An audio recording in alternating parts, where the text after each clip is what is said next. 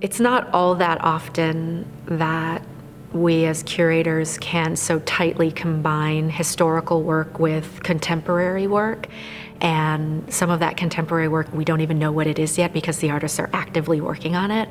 So it's incredibly exciting to delve deeply into imagery that was created over a century ago while engaging with human beings and artists who are producing right at this very moment. So each of the artists will have their own area where they can have their work in dialogue with Curtis.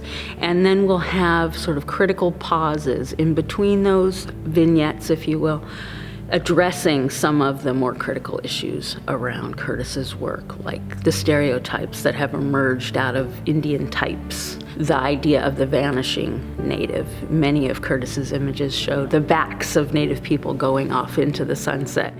This was a trope, a very popular trope, and also a very destructive one, as you can imagine. Part of what I really want to showcase and with this work that I did is humanizing these individuals, because when you see them just as these images, there's nothing really there other than you're staring at them, but there's no human aspect that pulls you into them.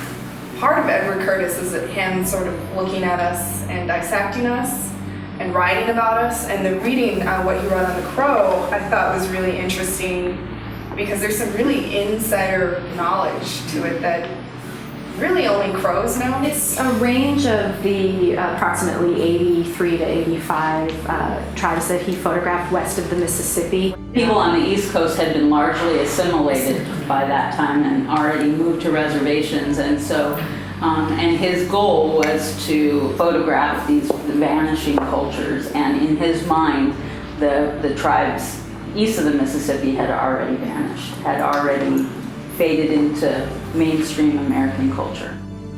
The interesting thing that's happening is that as Native people were moved onto reservations and no longer a threat to the mainstream American settling population, they became sort of a novelty. And so owning them, having imagery of them as their former selves or as they're vanishing and no longer a threat, became quite the desire of the upper class.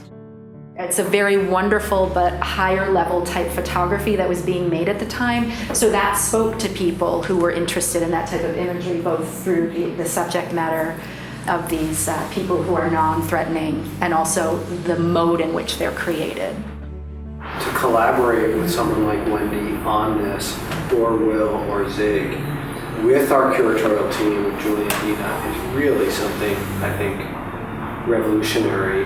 I can't think of a better show to fulfill our mission of art and education, teaching our community with incredible resources here, not only with the collections, with the staff, with the community, with Wendy, with the educational institution. So it is a complete home run for me on many levels.